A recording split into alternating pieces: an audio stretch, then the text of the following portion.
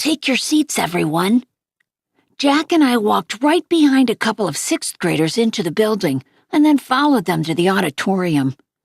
Mrs. G was at the entrance, handing out the programs and telling kids where to go. "Fifth graders down the aisle to the left," she said. "Sixth graders go to the right. Everyone, come in. Come in. Good morning. Go to your staging areas. Fifth graders to the left, sixth grade to the right." The auditorium was huge inside. Big sparkly chandeliers, red velvet walls, rows and rows and rows of cushioned seats leading up to the giant stage.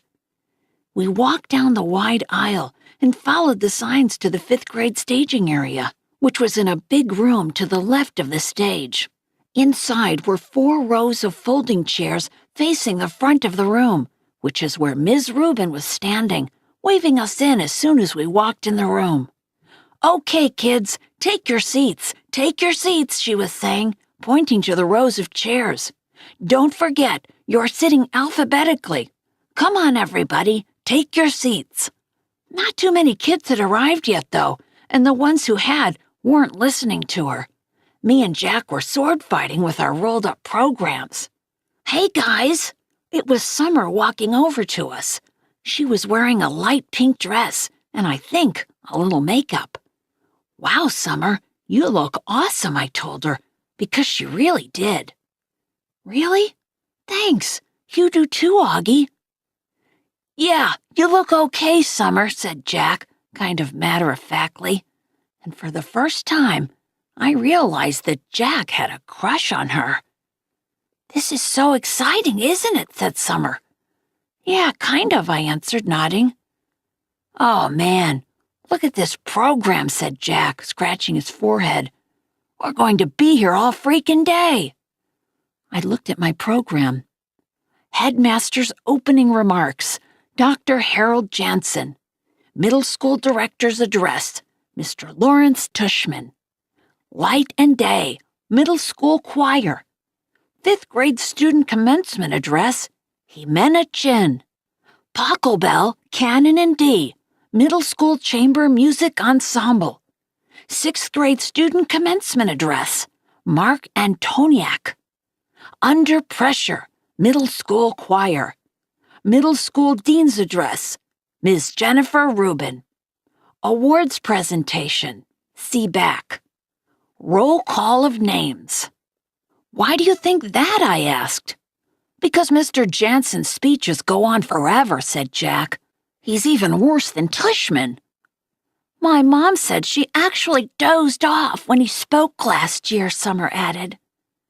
"What's the awards presentation?" I asked. "That's where they give medals to the biggest brainiacs," Jack answered, "which would mean Charlotte and Jimena will win everything in the 5th grade, like they won everything in the 4th grade and in the 3rd grade. "Not in the 2nd grade," I laughed. "They didn't give those awards out in the 2nd grade," he answered. "Maybe you'll win this year," I joked. "Not unless they give awards for the most C's," he laughed. "Everybody take your seats." Ms. Rubin started yelling louder now, like she was getting annoyed that nobody was listening. "We have a lot to get through, so take your seats. Don't forget, you're sitting in alphabetical order. A through G is the first row. H through N is the second row. O through Q is the third row. R through Z is the last row. Let's go, people." "We should go sit down," said Summer, walking toward the front section. "You guys are definitely coming over to my house after this, right?" I called out after her. "Definitely," she said, taking her seat next to Jimena Chin. "When did Summer get so hot?" Jack muttered in my ear. "Shut up, dude," I said, laughing, as we headed toward the 3rd row. "Seriously, when did that happen?" he whispered, taking the seat next to mine. "Mr. Will," Ms. Rubin shouted. "Last time I checked, W came between R and Z, yes?" Jack looked at her blankly. "Dude, you're in the wrong row," I said. "I am?" And the face he made as he got up to leave, which was a mixture of looking completely confused and looking like he's just played a joke on someone, totally cracked me up. A simple thing. About an hour later, we were all seated in the giant auditorium, waiting for Mr. Tushman to give his middle school address. The auditorium was even bigger than I imagined it would be, bigger even than the one at Via School. I looked around, and there must have been 1 million people in the audience. Okay, maybe not 1 million, but definitely a lot. "Thank you, Headmaster Jansen, for those very kind words of introduction," said Mr. Tushman, standing behind the podium on the stage as he talked into the microphone. "Welcome, my fellow teachers and members of the faculty. Welcome, parents and grandparents, friends and honored guests, and most especially, welcome to my 5th and 6th grade students. Welcome to Beecher Prep Middle School graduation ceremonies." Everyone applauded. "Every year," continued Mr. Tushman, reading from his notes with his reading glasses way down on the tip of his nose, "I am charged with writing 2 commencement addresses, one for the 5th and 6th grade graduation ceremony today, and one for the 7th and 8th grade ceremony that will take place tomorrow. And every year I say to myself, let me cut down on my work and write just one address that I can use for both situations. Seems like it shouldn't be such a hard thing to do, right? And yet each year, I still end up with 2 different speeches, no matter what my intentions. And I finally figured out why this year. It's not, as you might assume, simply because tomorrow I'll be talking to an older crowd with a middle school experience that is largely behind them, whereas your middle school experience is largely in front of you. No, I think it has more to do with this particular age that you are right now, this particular moment in your lives, that even after 20 years of my being around students this age, still moves me. Because you're at the cusp, kids. You're at the edge between childhood and everything that comes after. You're in transition. "We are all gathered here together," Mr. Tushman continued, taking off his glasses and using them to point at all of us in the audience. "All your families, friends, and teachers, to celebrate not only your achievements of this past year, Beecher middle schoolers, but your endless possibilities. When you reflect on this past year, I want you all to look at where you are now and where you've been.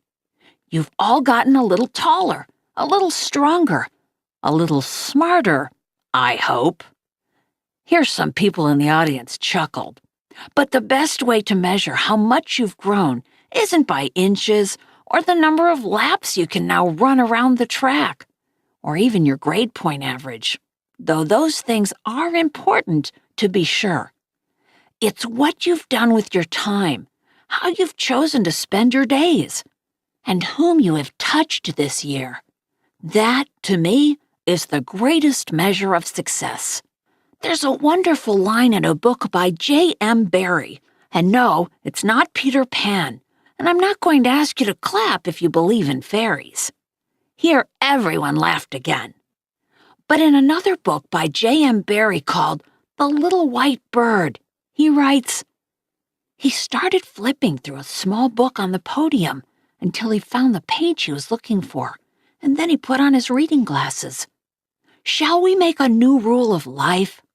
Always to try to be a little kinder than is necessary?"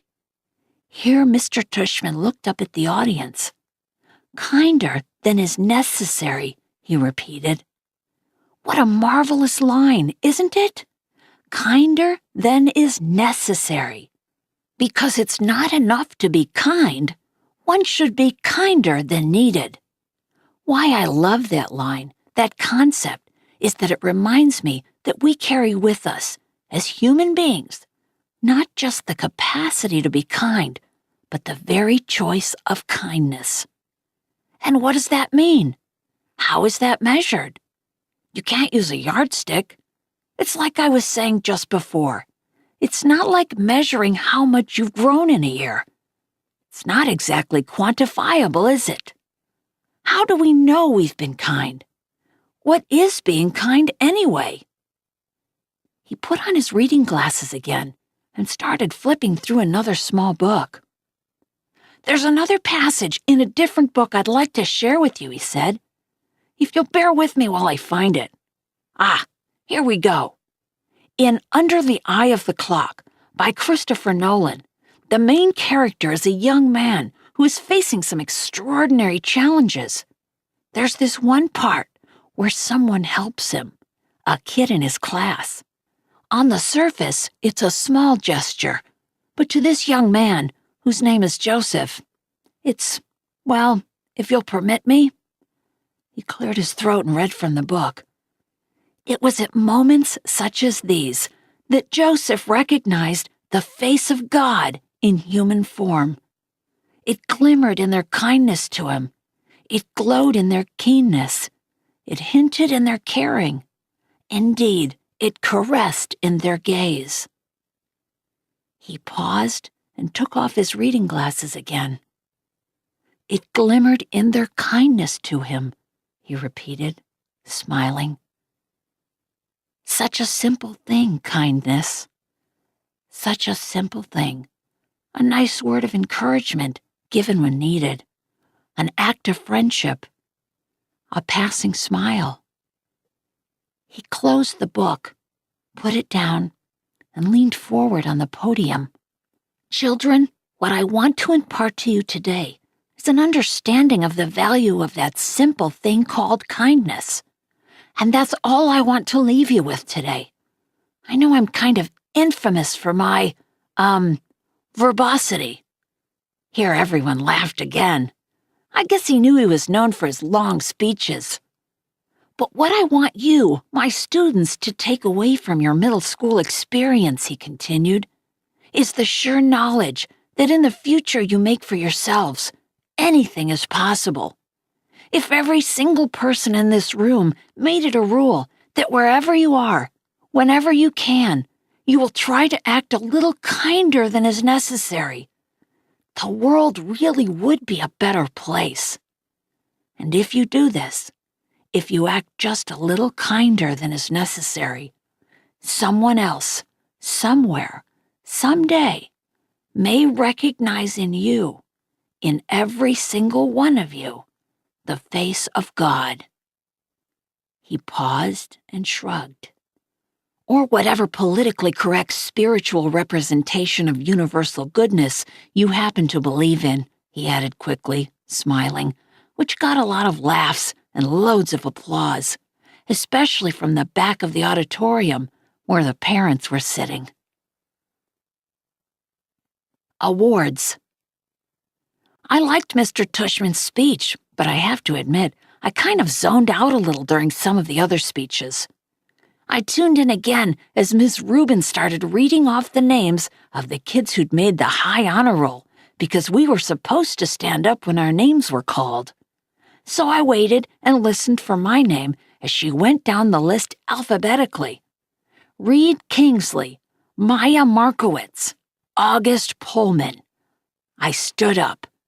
Then when she finished reading off the names, she asked us all to face the audience and take a bow, and everyone applauded. I had no idea where in that huge crowd my parents might be sitting. All I could see were the flashes of light from people taking photos and parents waving at their kids. I pictured Mom waving at me from somewhere, even though I couldn't see her.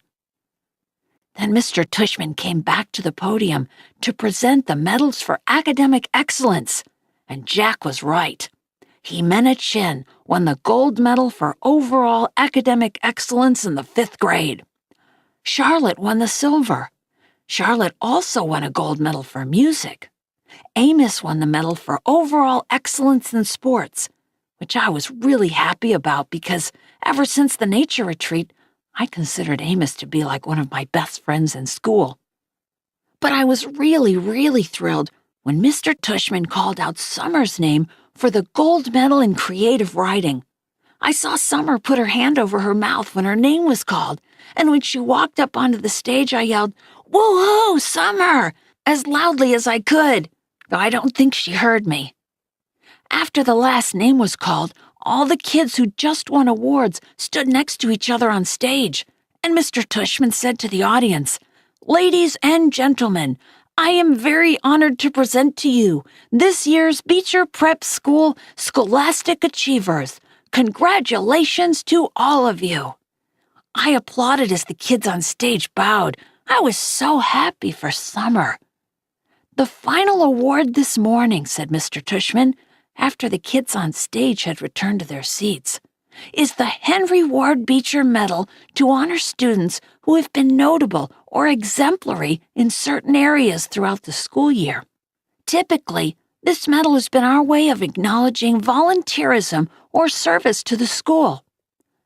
I immediately figured Charlotte would get this medal because she organized the coat drive this year, so I kind of zoned out for a bit again.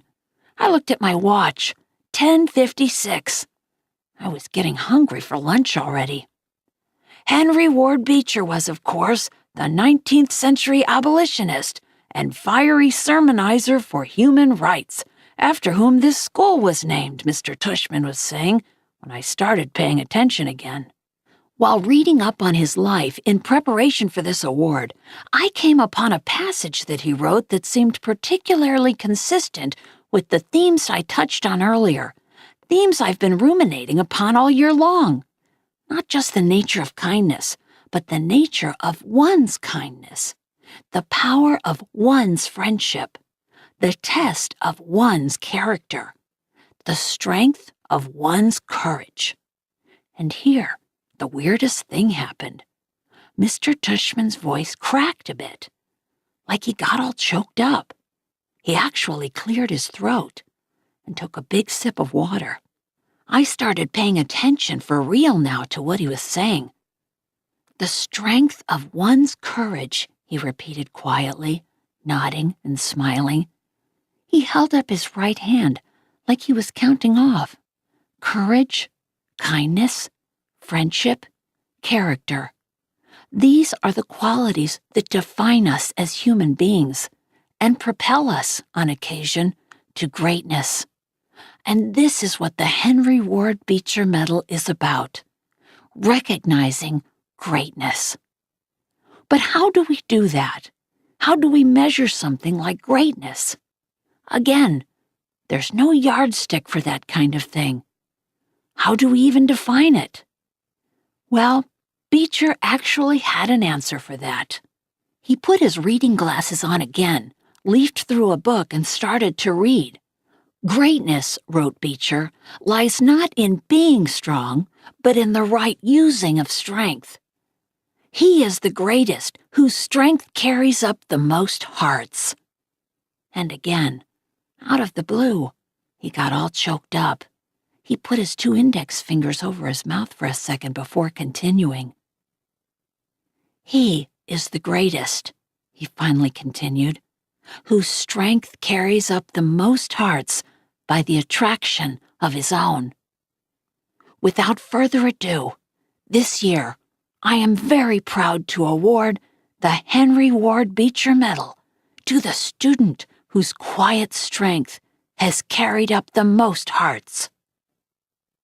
So will August Pullman please come up here to receive this award?" Floating. People started applauding before Mr. Tushman's words actually registered in my brain. I heard Maya, who was next to me, give a little happy scream when she heard my name, and Miles, who was on the other side of me, patted my back.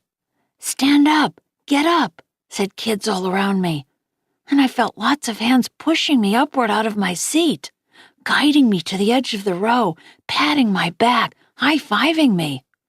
"Way to go, Augie! Nice going, Augie!" I even started hearing my name being chanted. "Augie! Augie! Augie!"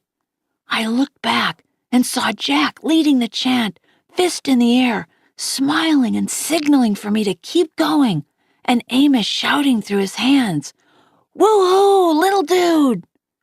Then I saw Summer smiling as I walked past her row, and when she saw me look at her, she gave me a secret little thumbs up and mouthed a silent, cool beans to me. I laughed and shook my head like I couldn't believe it. I really couldn't believe it. I think I was smiling. Maybe I was beaming. I don't know. As I walked up the aisle toward the stage, all I saw was a blur of happy, bright faces looking at me and hands clapping for me. And I heard people yelling things out at me. "You deserve it, Augie. Good for you, Augie." I saw all my teachers in the aisle seats, Mr. Brown and Ms. Petosa and Mr. Roche and Mrs. Adanabi and Nurse Molly and all the others. And they were cheering for me, woo-hooing and whistling. I felt like I was floating. It was so weird. Like the sun was shining full force on my face and the wind was blowing. As I got closer to the stage, I saw Ms. Rubin waving at me in the front row, and then next to her was Mrs. G, who was crying hysterically, a happy crying, smiling and clapping the whole time. And as I walked up the steps to the stage, the most amazing thing happened. Everyone started standing up. Not just the front rows, but the whole audience suddenly got up on their feet, whooping, hollering, clapping like crazy. It was a standing ovation for me. I walked across the stage to Mr. Tushman, who shook my hand with both his hands and whispered in my ear, "Well done, Augie." Then he placed the gold medal over my head, just like they do in the Olympics, and had me turn to face the audience. It felt like I was watching myself in a movie, almost like I was someone else. It was like that last scene in Star Wars Episode 4, A New Hope, when Luke Skywalker, Han Solo, and Chewbacca are being applauded for destroying the Death Star. I could almost hear the Star Wars theme music playing in my head as I stood on the stage. I wasn't even sure why I was getting this medal, really. Now, that's not true. I knew why. It's like people you see sometimes, and you can't imagine what it would be like to be that person, whether it's somebody in a wheelchair or somebody who can't talk. Only I know that I'm that person to other people, maybe to every single person in that whole auditorium. To me, though, I'm just me, an ordinary kid. But hey, if they want to give me a medal for being me, that's okay. I'll take it. I didn't destroy a Death Star or anything like that, but I did just get through the 5th grade. And that's not easy, even if you're not me.